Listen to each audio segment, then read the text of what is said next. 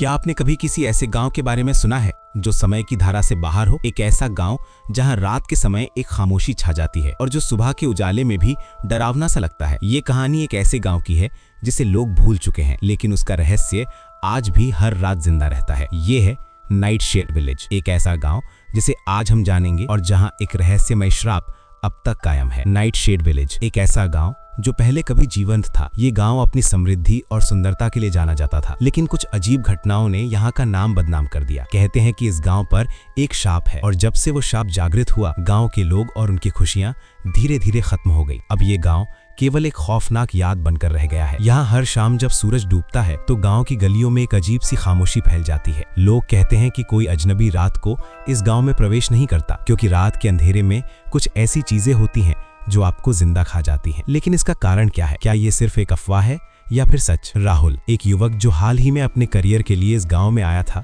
किसी भी डर से ज्यादा उसे इस गांव के बारे में जानने की उत्सुकता थी। वो सोचता था कि ये केवल एक कहानी है और यहाँ कुछ भी असामान्य नहीं हो सकता। लेकिन जैसे ही वो इस गांव में कदम रखता है, उसे एक अजीब सी घबराहट महसूस होती है। राहुल ने सोचा, ये सिर्फ एक छोटा सा गांव है, शायद कुछ साल पहले कुछ घटनाएं घटी होंगी, पर अब सब शांत होगा। लेकिन जब वो गांव के बीचों बीच पहुंचता है, उसे महसूस होता है कि यहाँ कुछ तो है जो सही नहीं है। वो गांव के एक पुराने घर की ओर बढ़ता है जो आसपास के घरों से बिल्कुल अलग था। वो घर जो कभी किसी समृद्ध परिवार का हुआ करता था, अब जंगली पौधों और घास से ढका हुआ था। राहुल ने बिना सोचे समझे उस दरवाजे को खोला। जैसे ही वो अंदर घुसा, उसे ठंडी हवाओं का झोंका महसूस हुआ। उस हवेली के दीवारों पर एक अजीब सा सन्नाटा था। सब कुछ शांत था, लेकिन राहुल को महसूस हो रहा था कि जैसे कोई उसे देख रहा हो। तभी उसे एक गहरी डरावनी आवाज सुनाई देती है। ये आवाज जैसे उसकी चेतना को झकझोर देती है। तुमने इसे फिर से जगा दिया है, अब तुम भी हमारी तरह फंस जाओगे।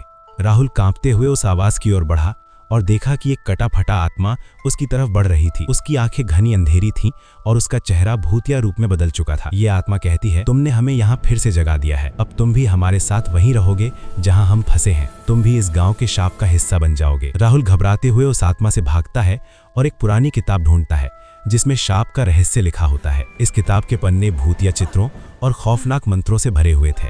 राहुल को समझ में आता है कि इस गांव पर जो शाप था वो किसी एक व्यक्ति द्वारा नहीं, बल्कि पूरे गांव के द्वारा एक साथ किया गया था। वो शाप इस गांव के सभी निवासियों की आत्मा को बांध देता था ताकि वे कभी भी शांति से न रह सकें। किसी समय इस गांव के लोग एक ऐसी शक्ति के पीछे थे जो उनके जीवन से भी खतरनाक थी। उन्होंने एक दिन एक खतरनाक शाप को जगा दिया और तब से इस गांव में सब कुछ बदल गया। राहुल को अब ये समझ में आता है कि इस शाप को तोड़ने का एक ही तरीका है, उन आत्माओं को शांति देना। लेकिन इसका मतलब था उसे इस गांव के सभी आत्माओं को फिर से जीवित करना होगा और इसके लिए उसे अपनी जीवन की आहुति देनी होगी। राहुल ने हवेली के अंदर एक शक्तिशाली मंत्र बोला और जैसे ही उसने आवाज उठाई, हवेली के चारों ओर एक जबरदस्त ध्वनि गूंजने लगी। ये ध्वनि ऐसी थी जैसे हवेली की दीवारें और छतें कांप रही हों। हवा में एक अजीब सी हलचल शुरू हो गई और चारों ओर के वातावरण में विचित्रता का एहसास हुआ। जैसे ही वो मंत्र समाप्त हुआ, गांव में भी एक अजीब सी हलचल शुरू हो गई। गांव की गलियां और पेड़ झूमने लगे, धूल उठने लगी, जैसे कोई अदृश्य शक्ति वहां जागृत हो रही हो। राहुल ने देखा कि उसके चारों ओर चमकते हुए धागे उभरने लगे, जैसे वो किसी पवित्र शक्ति के केंद्र में हो। इन धागों का रंग सोने जैसा था और वे उसके आसपास गोलाकार रूप में घूम रहे थे। राहुल को महसूस हुआ कि वो किसी अन्य दुनिया में आ चुका है, जहां समय और स्थान का कोई मतलब नहीं था। ये जगह विचित्र और असामान्य थी। चारों ओर लहराते हुए घड़ी के कांटे और विकृत परिदृश्य थे, जैसे एक सपना जो उसकी समझ से बाहर था। अब वो जिस दुनिया में था वहां आत्माएं और भी हिंसक हो गई थीं। उनका गुस्सा स्पष्ट रूप से दिखाई देने लगा था। उनकी आक्रामकता से पूरा वातावरण भर गया था। अचानक राहुल के सामने गुस्साई आत्माओं का एक हुजूम उभर आया। उनके चेहरों पर क्रोध था और उनकी आंखों से लाल आंच झलक रही थी। राहुल को समझ में आया कि उसे इस शाप को खत्म करने के लिए आत्माओं के गुस्से का सामना करना होगा। राहुल ने साहस जुटाते हुए अपनी चमकती हुई तलवार निकाली और उन आत्माओं का सामना किया। आत्माएं उसकी ओर बढ़ती चली आईं, जैसे वे उसे चारों ओर से घेरने के लिए तैयार थीं। उनका गुस्सा हवा में महसूस हो रहा था और राहुल को एक बार फिर से ये एहसास हुआ कि ये लड़ाई आसान नहीं होने वाली थी। एक आत्मा राहुल की ओर बढ़ी और राहुल को महसूस हुआ कि वो कुछ कहना चाहती है। ये आत्मा बहुत दुखी और उदास थी। उसका चेहरा घुटा हुआ था और आंखों में आंसू थे। राहुल ने डरते हुए उससे पूछा, तुम क्या चाहती हो? आत्मा ने धीमी आवाज में कहा, हमने तुम्हारे जैसे ही निर्णय लिया था और हम भी फंसे हुए हैं। ये सुनकर राहुल चुप हो गया। उसने समझा कि उन आत्माओं का गुस्सा केवल शापित होने की वजह से नहीं था, बल्कि उनका दुख और दर्द भी उस शाप से जुड़ा हुआ था। अब राहुल ने ये ठान लिया कि उसे आत्माओं का गुस्सा शांत करने के लिए एक और तरीका खोजना होगा। वो वापस हवेली में गया और एक पुरानी पुस्तक ढूंढी। पुस्तक के पन्नों को पलटते हुए राहुल ने एक प्राचीन परंपरा के बारे में पढ़ा, जिसमें बताया गया था कि आत्माओं को शांति देने के लिए एक खास मंत्र की आवश्यकता होती है।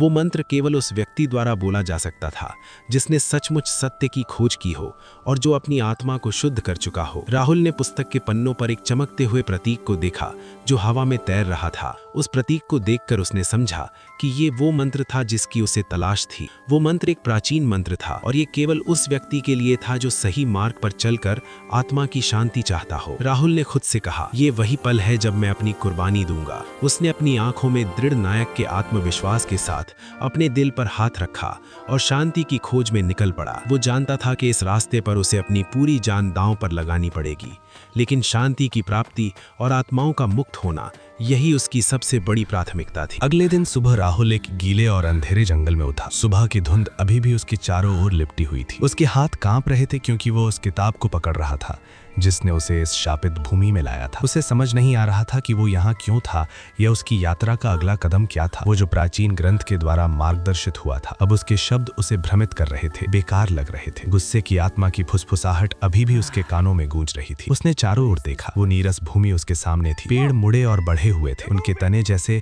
कंकाल की भुजाओं की तरह फैले हुए थे। आकाश में काले बादल थे और एक सन्नाटा था जो कभी कभी अनदेखे प्राणियों की आवाजों से टूटता था। राहुल को इस जगह के वातावरण में एक अजीब सा डर महसूस हो रहा था। राहुल, तुम्हें आगे बढ़ना होगा, एक आवाज उसके मन में गूंजने लगी। ये था गार्डियन ट्री का आत्मा जिसने पहले उसकी मदद की थी। तुम्हारी मुक्ति और सफलता तुम्हारे अगले कदम में छिपी है। उस पहाड़ी के पार तुम्हें जादूगर का सामना करना होगा और वही शापित भूमि को मुक्त करेगा। लेकिन याद रखना, तुम अकेले नहीं हो। राहुल ने फिर किताब को देखा। पन्ने अपने आप पलट रहे थे जैसे किसी और के हाथ से। फिर वो रुक गए और एक हल्का सा प्रतीक पन्ने पर उभरा, एक प्राचीन दरवाजा, उसके चारों ओर कुछ रहस्यमय अक्षर। राहुल का दिल तेजी से धड़कने लगा। ये दरवाजा वो कुंजी थी जो उसे आगे ले जाएगी। बिना किसी देर के राहुल ने उस पहाड़ी की ओर बढ़ना शुरू किया जहां रास्ता और भी खतरनाक और चुनौतीपूर्ण हो रहा था। जैसे जैसे वो ऊपर चढ़ता गया, ठंडी हवा और भी ज्यादा हो गई और धुंध और भी घनी हो गई। वो पहाड़ी के शिखर तक पहुंचने के बाद उसने जो देखा वो एक भूतिया किला था जो घने कुहासे में लिपटा हुआ था। ये किला जादूगर का महल था, वही स्थान जहां इस भूमि की बुरी शक्तियां पैदा हुई थीं। राहुल जैसे ही किले के पास पहुंचा,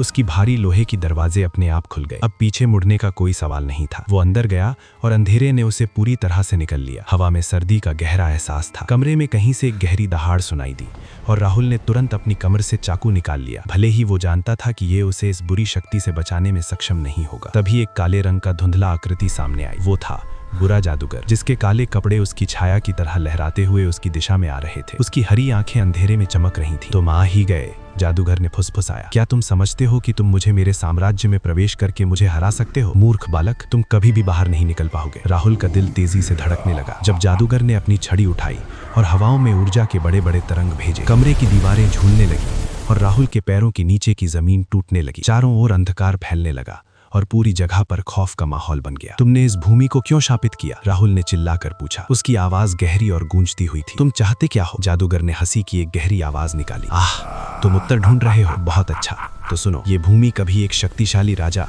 राजधर्मा द्वारा शासित थी, लेकिन उसने मुझे धोखा दिया और इस कारण उसने और उसके राज्य को शाप प्राप्त किया। मैं वही था जिसने उसे शापित किया था और अब मैं इस भूमि पर शाश्वत शासन करूंगा। राहुल का दिमाग तेजी से काम करने लगा। तुमने राजा के साथ ऐसा क्यों किया? जादूगर ने आंखें तंग करते हुए अपने होठों पर एक दुष्ट मुस्कान खेलाई। क्योंकि मैं उसका सबसे करीबी सलाहकार था। उसने मुझे धोखा दिया जब मैं सबसे कमजोर था और इसके लिए उसे और उसके साम्राज्य को शापित किया। और अब जब तक मैं उस व्यक्ति को नहीं पाऊंगा जो मेरी जगह लेगा, ये शापित भूमि कभी मुक्त नहीं हो सकती। और मुझे लगता है कि वो व्यक्ति तुम हो राहुल। राहुल ने एक कदम पीछे खींचा।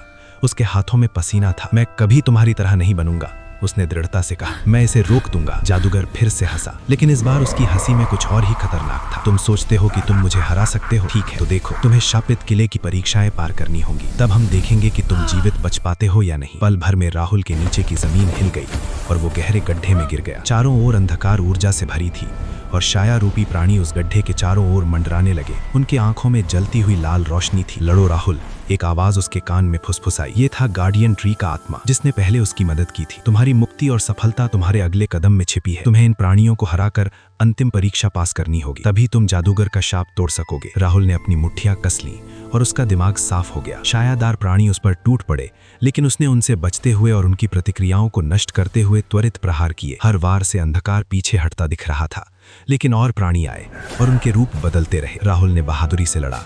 उसका शरीर खून से सना हुआ था, लेकिन उसका इरादा पहले से कहीं ज्यादा मजबूत हो चुका था। जैसे ही आखिरी शैडो प्राणी गिरा, जमीन फिर से खिसकी और गड्ढा फिर से गायब हो गया और राहुल एक विशाल दरवाजे के सामने खड़ा था। किताब में जो प्रतीक था वही उसकी आंखों के सामने उभरा। दरवाजे पर एक रहस्यमय रेखा चमक रही थी और राहुल जानता था कि उसे क्या करना है। उसने अपनी जेब से वो प्राचीन कुंजी निकाली जो गार्डियन ट्री ने उसे दी थी। उसे दरवाजे में डाला और दरवाजा खुल गया। इसके पीछे अंतिम कक्ष था। बीच में एक स्वर्णिम पलंग था जिस पर एक चमकदार क्रिस्टल रखा हुआ था। राहुल जानता था कि यही वो क्रिस्टल है जिससे वो जादूगर का शाप तोड़ेगा, लेकिन जैसे ही वो क्रिस्टल के पास बढ़ा, जादूगर फिर से उसके सामने आ खड़ा हुआ, रास्ते को रोकते हुए। तुम सोचते हो कि तुम जीत गए हो? जादूगर ने चिढ़ते हुए कहा। ये क्रिस्टल मेरा है, मैं तुम्हें इसे लेने नहीं दूंगा। राहुल ने अपने दांत भींचते हुए कहा। तुम हार चुके हो, अब सब खत्म हो गया है। अंतिम बार राहुल ने पूरी ताकत से जादूगर पर हमला किया और क्रिस्टल की रोशनी में जादूगर की चीखें गूंजने लगी। जादूगर का अस्तित्व समाप्त हो गया, उसकी शक्ति टूट गई और उसके बाद किला पूरी तरह से धरती के अंदर समा गया। चमत्कारिक रूप से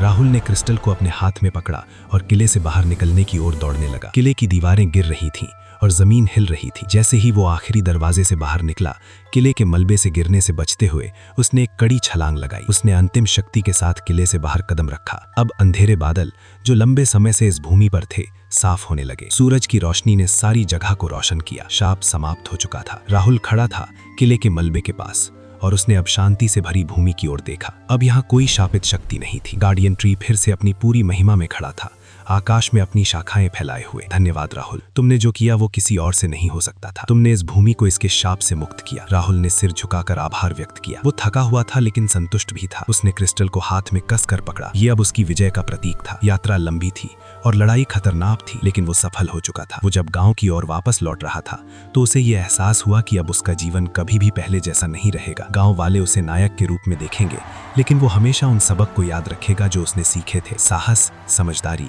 और कभी ना हार मानने की ताकत। और जैसे ही सूरज उसके पीछे ढलने लगा, उसने जाना कि उसने सचमुच मुक्ति पा ली है।